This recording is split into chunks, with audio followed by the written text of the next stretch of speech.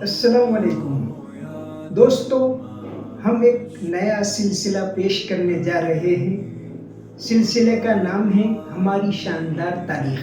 اس سلسلے میں انشاءاللہ ہم مسلمانوں کی تاریخ کے دلچسپ واقعات پیش کریں گے۔ تو آج آپ کی خدمت میں ایک واقعہ پیش کیا جا رہا ہے مولانا حسین احمد مدنی اور لال بہادر شاستری صاحب کا۔ مولانا حسین احمد مدنی ہندوستان کے جنگ آزادی کے صف اول کے مجاہدین میں سے تھے، اور اسی طرح آپ نے دارالعلوم دیوبند میں شیخ الحدیث کے عہدے کے اوپر خدمات انجام دی۔ گوئل صاحب، انہوں نے مولانا حسین احمد مدنی کے بارے میں ایک تحقیقی کتاب لکھی۔ کتاب کا نام ہے حسین احمد مدنی اے بایوگرافیکل اسٹڈی، جو انامیکا پبلیشرز نئی دہلی سے شائع ہوئی۔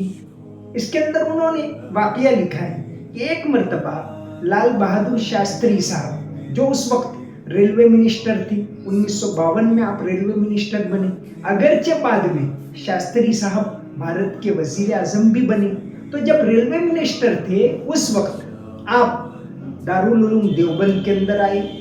دیوبند میں آ کر آپ طلباء کے ساتھ بیٹھ گئے۔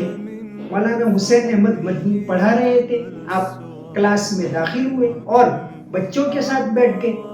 مولانا نے فرمایا کہ شاستری صاحب آپ یہاں میرے پاس آ جائیے گدی کے اوپر۔ شاستری صاحب نے کہا نہیں، میں بھی آپ کا ایک اسٹوڈنٹ ہوں۔ مولانا صاحب، آپ کو شاید یاد نہیں ہوگا، نینی تال جیل کے اندر آپ اسی طرح ہم کو سکھاتے تھے اور ہم سب جیل کے اندر نیچے بیٹھتے تھے، تو آج میں نیچے بیٹھنا ہی پسند کروں گا۔ اور لال بہادر شاستری صاحب نیچے بیٹھ گئے۔ مولانا مدنی صاحب 1942 سے 1945 تک نینی تال جیل کے اندر رہے۔ تو یہ ہماری تاریخ ہے، یہ ہماری شاندار تاریخ ہے، یہ ہمارا ہندوستان ہے۔